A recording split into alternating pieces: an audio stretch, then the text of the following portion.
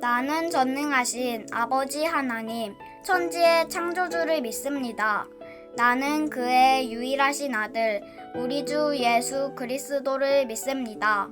그는 성령으로 잉태되어 동정녀 마리아에게서 나시고 본디오 빌라도에게 고난을 받아 십자가에 못 박혀 죽으시고 장사된 지 사흘 만에 죽은 자 가운데서 다시 살아나셨으며 하늘에 오르시어 전능하신 아버지 하나님 우편에 앉아 계시다가 거기로부터 살아있는 자와 죽은 자를 심판하러 오십니다.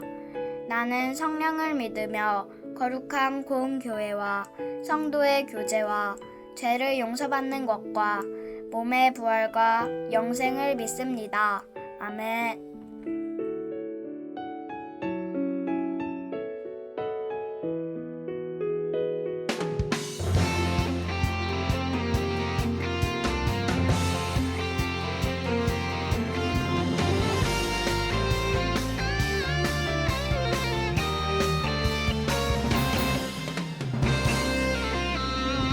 예수님 행하신 놀라운 일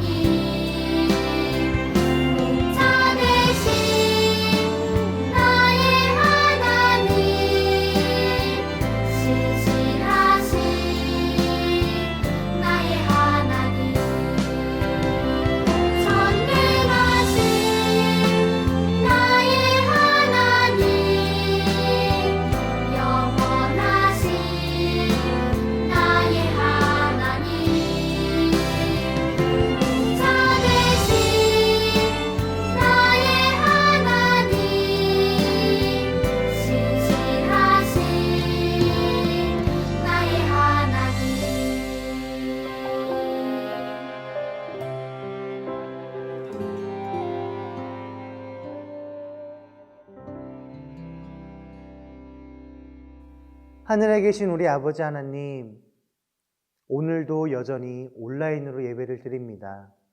우리가 이럴 때일수록 서로의 믿음을 위해서 기도하며 이 사태가 빨리 끝날 수 있도록 한 마음으로 기도하는 우리가 되게 해주세요. 그리고 오늘 말씀을 들을 때에 집중해서 잘 듣고 그 말씀대로 살아낼 수 있는 우리가 되게 해주세요. 예수님의 이름으로 기도합니다. 아멘.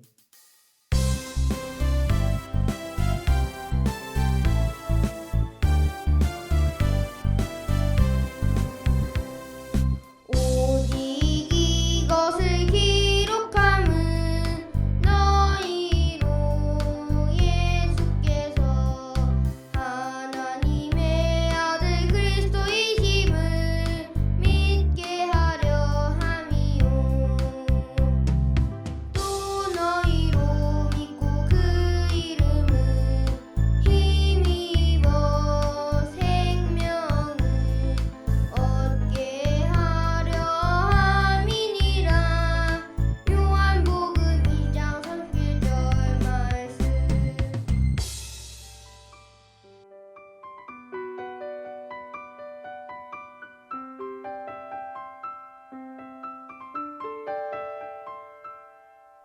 요한복음 6장 35절 말씀.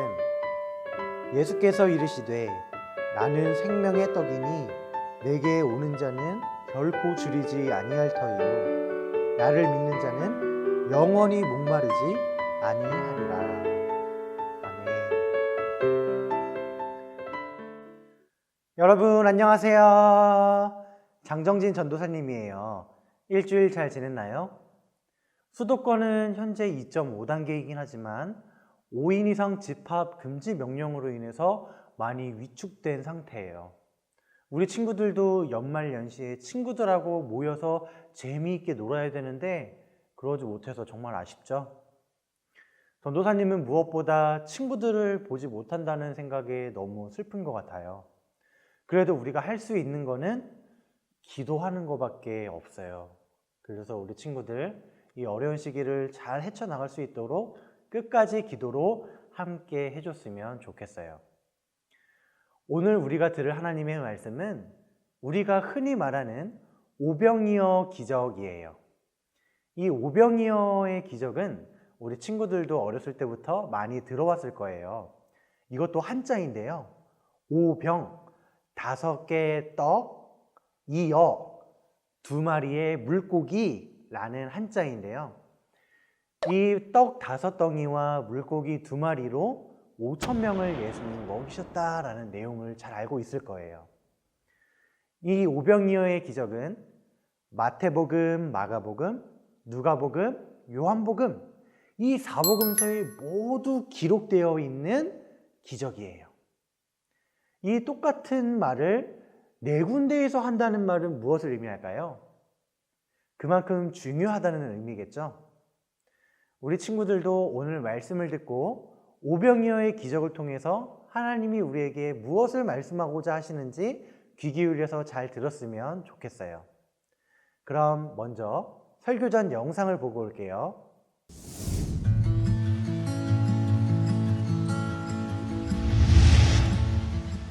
예수님의 제자들은 사람들을 가르치고 병을 고치며 열심히 일했어요. 너무 많은 사람이 찾아와 밥 먹을 시간도 없었죠. 그래서 예수님은 제자들에게 말씀하셨어요. 나를 따라오너라. 사람들이 없는 조용한 곳으로 가서 좀 쉬자. 예수님과 제자들은 배를 타고 갈릴리 호수를 건넜어요. 하지만 그 모습을 본 사람들은 예수님보다 먼저 호수 건너편으로 달려갔어요. 예수님과 제자들이 반대편 호숫가에 도착했을 때 이미 사람들이 와서 기다리고 있었어요. 예수님은 몰려든 사람들을 보시고 목자 없는 양떼처럼 불쌍히 여기셨어요. 그래서 사람들에게 하나님 나라에 대해 가르치시고 아픈 사람도 고쳐주셨어요. 저녁이 되자 제자들이 예수님께 와서 말했어요. 이곳은 빈 들판이고 날은 저물어 갑니다. 사람들에게 마을에 들어가 음식을 사 먹으라고 하십시오. 하지만 예수님은 이렇게 대답하셨어요. 갈 필요 없다. 너희가 음식을 주어라. 제자들은 어리둥절했어요. 우리에게는 이렇게 많은 사람을 먹일 음식이 없습니다. 이 사람들에게 음식을 다 주려면 1년치 품삯을 다 써도 모자랍니다. 예수님이 말씀하셨어요. 너희에게 떡이 얼마나 있느냐? 가서 알아보아라. 여기 한 소년에게 보리떡 5개와 물고기 2마리가 있지만 사람이 이렇게 많은데 무슨 소용이 있겠습니까? 예수님은 제자들에게 사람들을 앉히라고 말씀하셨어요. 사람들은 무리를 지어 풀밭에 앉았어요. 예수님은 보리떡 5개와 물고기 2마리를 손에 들고 하늘을 우러러보며 감사기도를 드리셨어요. 그리고 떡을 떼어 제자들에게 주시고 물고기도 나누어 주셨어요. 제자들이 음식을 가져가 사람들에게 나누어 주자 모든 사람이 배불리 먹었어요. 그런 후 예수님은 제자들에게 남은 음식을 모으라고 하셨어요. 제자들이 남은 것을 모으니 12광줄이나 되었어요. 예수님이 이날 먹이신 사람은 어른 남자만 5,000명이나 되었어요. 예수님은 5,000명을 먹이심으로 사람들의 육체적인 필요를 채우셨어요. 다음날 예수님은 자신을 생명의 떡이라고 말씀하셨어요. 우리 영혼의 필요를 채워주실 분은 오직 예수님뿐이에요. 예수님은 우리를 용서하시고 하나님과 교제하게 하시고 영생을 주세요. 친구들 영상 잘 보고 왔나요? 오늘 본문 말씀을 전도사님이랑 다시 한번 읽어볼게요. 요한복음 6장 35절 말씀 전도사님이랑 다시 한번 읽어볼게요. 시작. 예수께서 이르시되 나는 생명의 떡이니 내게 오는 자는 결코 줄이지 아니할 터이요 나를 믿는 자는 영원히 목마르지 아니하리라. 아멘. 요한복음 6장 6절 말씀에 보면 예수님께서 빌립을 시험하시고자 하셨다라고 나와요. 여기서 말하는 시험은 예수님께서 빌립을 너가 어디 이 시험에 통과하나 내가 한번 테스트를 해볼 거야? 과연 너가 잘하는지 안 하는지 지켜볼 거야? 라는 의미의 시험은 아니에요. 신명기 8장 2절 말씀을 보면 하나님께서 이스라엘 백성들에게 왜 40년 동안 그 사막 한가운데서 지내게 하셨는지 그 이유에 대해서 말씀하세요. 그 이유는 이스라엘 백성들을 낮추시고 시험하셔서 그들이 과연 하나님의 말씀을 의지하고 말씀대로 살아가는지 그 모습을 보고 싶으셨던 거예요. 마찬가지로 예수님도 빌립에게 원하셨던 것은 정말 앞이 캄캄하고 스스로 해결할 수 없을 것 같은 그런 환경에 놓여 있을 때 과연 빌립이 하나님의 말씀을 기억하고 그 하나님의 말씀대로 의지하고 믿음으로 나아가는지 그것을 알고 싶으셨던 거예요. 그런데 빌립은 예수님의 그 말씀에 어떻게 반응을 하나요? 아주 지극히 현실적으로 반응을 하죠. 떡 5덩이와 물고기 2마리로 이 많은 사람들, 성인 남자들만 5,000명을 먹여야 되는데 이들을 다 먹이려면 적어도 200데나리온이나 필요해요 라고 말을 했어요. 우리 친구들 얼마 전에 10,000달란트 빚진 자 설교를 들었을 때 그 화폐 단위 가치에 대해서 들었던 거 기억하나요? 한 데나리온은 하루 품삯에 비교할 수 있다고 말을 했어요. 그렇다면 200데나리온이면 200일 동안 일을 해야 벌 수 있는 액수겠죠? 그래서 주말을 다 빼고 공휴일을 뺀다면 거의 1년 동안 일을 해야 벌 수 있는 돈이었을 거예요. 그런데 중요한 것은 이 1년 동안 일을 해서 벌어야 될 돈이 없다라기보다 예수님, 이거는 불가능한 일이에요 라고 말한 것과 다를 바가 없어요. 그런데 잠시 후에 안드레라는 다른 제자가 예수님에게 나타나요. 그리고 안드레는 자기가 자진해서 스스로 그 많은 사람들 중에 어린아이를 데리고 와서 그 어린아이의 도시락을 보여줘요. 예수님, 여기에 보리떡 5개와 물고기 2마리가 있습니다 라고 말을 해요. 여기까지만 보면 안드레가 빌립보다는 조금은 더 믿음이 좋은 것 같아요.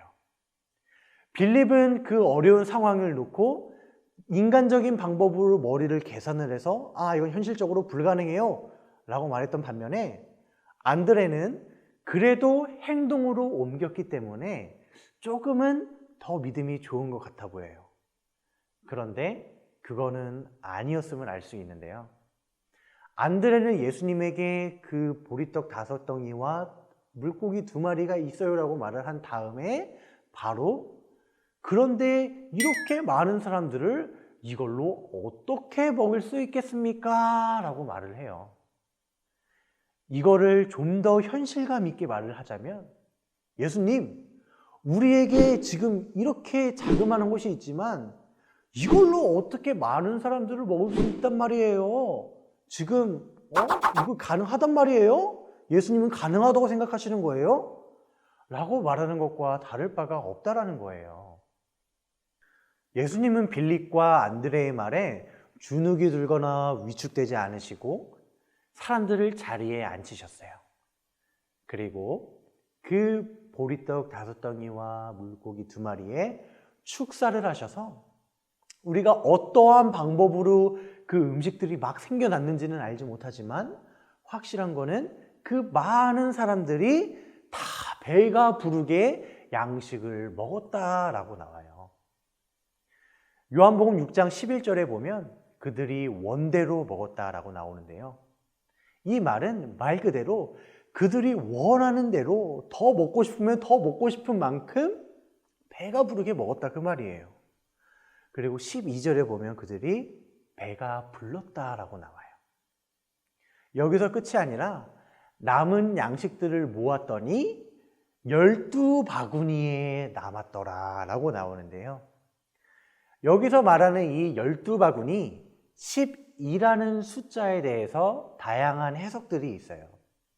그런데 가장 많이 알려진 해석으로는 이스라엘 지파가 몇 지파로 이루어져 있죠? 맞아요. 12지파로 이루어져 있어요. 그 12지파는 그 12지파가 상징하는 것은 이스라엘의 전체를 상징해요. 그래서 남은 양식이 12바구니에 차고도 남았다라고 하는 말은 그 12지파, 즉 이스라엘의 모든 사람들이 필요와 쓸 것을 채우고도 풍성하게 남았다라는 것을 의미해요. 그래서 우리 하나님은 우리가 필요하고 원하고 쓸만한 것이 있으면 하나님은 차고 넘치도록 풍성하게 우리를 채워주시는 분이다라는 것을 알 수가 있어요. 오늘 말씀을 통해서 우리는 또 무엇을 교훈 삼을 수 있을까요? 우리는 세상을 살아가면서 정말 눈앞이 캄캄하고 스스로 해결할 수 없고 정말 오늘 본문과 같은 상황을 많이 맞닥뜨릴 거예요. 지금 당장 배가 고파서 밥은 먹어야겠는데 사람은 너무 많고 우리가 가진 것은 조금밖에 없어요.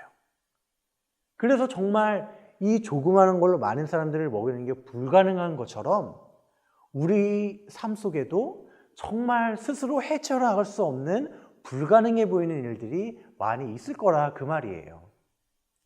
그런데 우리는 그럴 때마다 빌립처럼 인간적인 계산으로 내가 계산해 보니까 이거는 불가능한 일이야 바로 포기를 해버리진 않나요? 또는 안드레처럼 정말 우리의 그 어려운 문제들을 하나님 앞에 가지고 나아가기는 하지만 하나님 한번 보세요. 이게 가능하다는 말씀이세요? 말도 안 되는 소리 하지 마세요. 이걸로 뭘 할 수 있단 말이에요? 이러면서 하나님에 대한 신뢰를 저버린 적은 없나요? 그럼에도 불구하고 예수님은 그 부족하고 불가능한 환경에 축사하셔서 풍성하게 문제를 해결해 주셨던 것처럼 하나님은 우리의 그 부족함과 연약함과 그런 불가능해 보이는 그런 환경들을 통해서 하나님은 역사해 나가시는 분이세요. 여기서 더 나아가서 우리는 믿음이 무엇인지 알았으면 좋겠어요. 믿음이 뭐예요? 라고 질문을 했을 때 정해진 답은 없어요. 우리 모두가 다 다양하게 대답을 할 수는 있지만 전도사님은 믿음이란 빈손이다 라고 말을 하고 싶어요. 우리의 양손에 무엇을 쥐고 있는 것이 아니라 아무것도 쥐지 않은 빈손이 바로 우리의 믿음이다 라는 말인데요. 내가 만약에 양손을 다 무엇을 쥐고 있고 내 힘으로 내가 해결하려고 한다면 하나님은 그 문제를 해결해 주시지 않을 거예요. 그런데 반대로 그 어려운 일이 닥쳤을 때 내가 해결해 보려고 아둥바둥 힘쓰는 게 아니라 내 양손에 모든 것들을 다 내려놓고 하나님, 나는 연약합니다. 난 할 수 없습니다. 이렇게 빈손으로 주님 앞에 나아가는 사람에게 하나님이 그 사람을 불쌍히 여기시고 자비를 베풀어 주셔서 그 문제를 축사해 주시고 풍성하게 해결해 주신다 그 말이에요. 그리고 신약 성경에 보면 예수님께서 어린아이와 같은 자가 천국에 들어간다라고 말씀하시는데요. 여기서 어린아이를 말씀하실 때 어린아이는 착하고 깨끗하고 순수하다라고 생각할 수도 있는데 그 말보다 어린아이는 보호자, 엄마, 아빠, 어른이 없으면은 혼자 해결할 수 있는 일이 아무것도 없어요. 마치 그것처럼 우리도 하나님의 자녀, 하나님의 어린 자녀로서 무슨 일이 생길 때마다 하나님한테 의지하고 하나님한테 먼저 매달리고 빈손으로 하나님 앞에 나아가 기도하며 매달리며 하나님 해결해 주세요. 하나님만 전적으로 의지를 해야 된다 그 말이에요.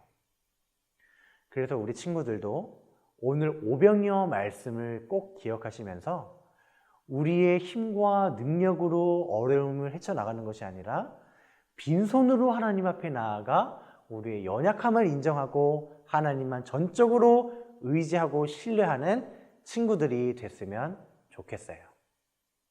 엄마 아빠랑 같이 이야기해봐요.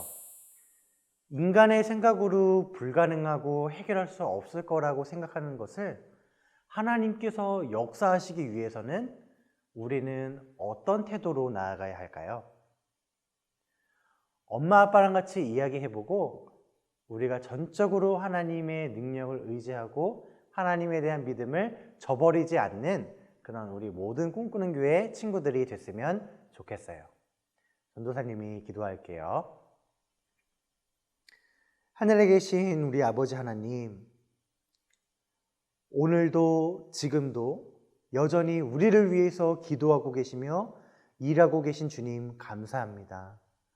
우리가 인생을 살면서 어려운 점들이 많이 닥칠 텐데 그럴 때마다 내 힘으로 해결하는 것이 아니라 빈손으로 주님께 나아가 하나님만 의지하며 살아가는 우리 모두가 되게 해주세요. 그리고 생명의 떡이신 예수님의 말씀을 날마다 묵상하고 그대로 살아가는 우리가 되게 해주세요.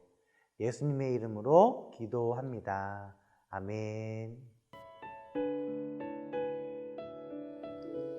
하늘에 계신 우리 아버지, 아버지의 이름을 거룩하게 하시며 아버지의 나라가 오게 하시며 아버지의 뜻이 하늘에서와 같이 땅에서도 이루어지게 하소서. 오늘 우리에게 일용할 양식을 주시고 우리가 우리에게 잘못한 사람을 용서하여 준 것 같이 우리 죄를 용서하여 주시고 우리를 시험에 빠지지 않게 하시고 악에서 구하소서. 나라와 권능과 영광이 영원히 아버지의 것입니다. 아멘.